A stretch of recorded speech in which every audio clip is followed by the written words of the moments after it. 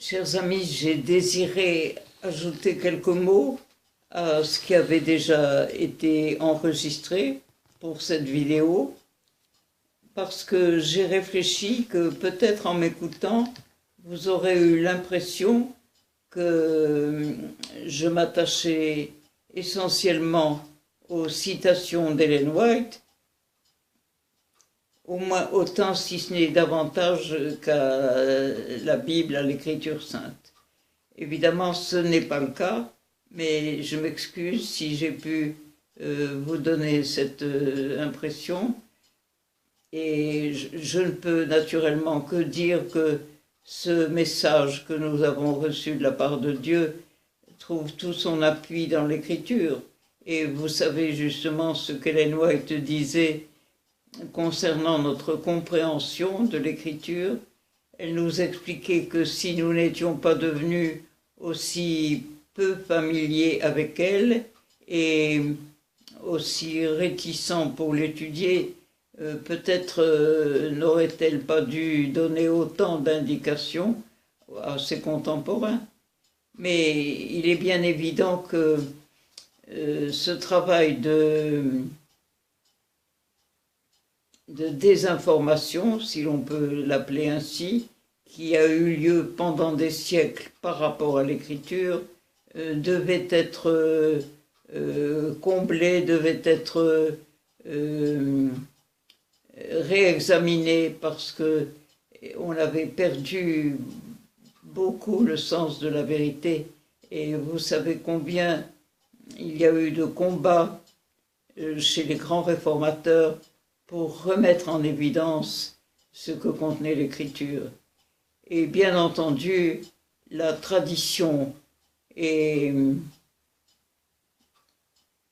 les ambiances de différents pays qui avaient lutté contre la vérité jouaient leur rôle pour empêcher les gens de comprendre vraiment clairement ce que disait l'Écriture. Et c'est pourquoi le Saint-Esprit a agi avec patience, avec douceur, pour ramener l'humanité à une compréhension réelle et profonde de toute l'Écriture. Et nous avons ce privilège d'être à la fin des temps où l'on peut dire que Dieu s'est révélé d'une manière particulière à notre dernière génération. Je vous inviterai, entre autres choses, à relire l'épître aux Éphésiens, et dans cette courte épître, il y a des richesses extraordinaires, et nous y voyons comment Dieu précisément s'est révélé à son peuple, comment déjà l'apôtre Paul avait compris le plan de Dieu pour la rédemption des hommes d'une manière très spéciale. Et il avait dit que Dieu ouvre les yeux de votre entendement, qu'il illumine les yeux de votre entendement pour que vous réalisiez à quel point Dieu nous a bénis en Christ et que déjà, avec lui, nous sommes déjà assis dans les lieux célestes. Ce qui est important, c'est évidemment de comprendre que ce plan de la rédemption a été un plan décidé depuis avant la fondation du monde. Et nous l'avons dit déjà, Dieu n'est jamais pris au dépourvu, et son amour est tellement grand qu'il a comblé les abîmes les plus profonds que le diable avait pu susciter pour arriver quand même au salut de ses enfants, de ceux qu'il aimait et qu'il voulait sauver. Et nous voyons que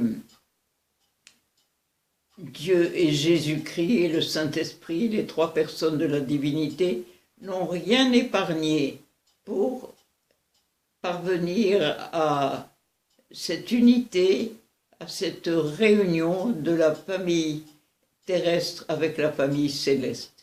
Et là, nous nous rendons compte que nous sommes privilégiés, même au-delà de ce que le sont les anges, puisque nous savons que la famille humaine aura passé par une expérience que les anges eux-mêmes n'ont pas connue, et ce qui nous donnera pour l'éternité une possibilité de compréhension des différents actes de la rédemption, des différentes étapes de la rédemption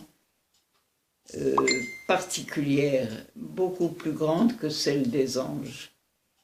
Donc nous pouvons bénir Dieu de ce que, comme nous avons constaté souvent, même dans nos vies personnelles et dans les petits détails de nos vies, Dieu tire du mal à un bien pour ses enfants.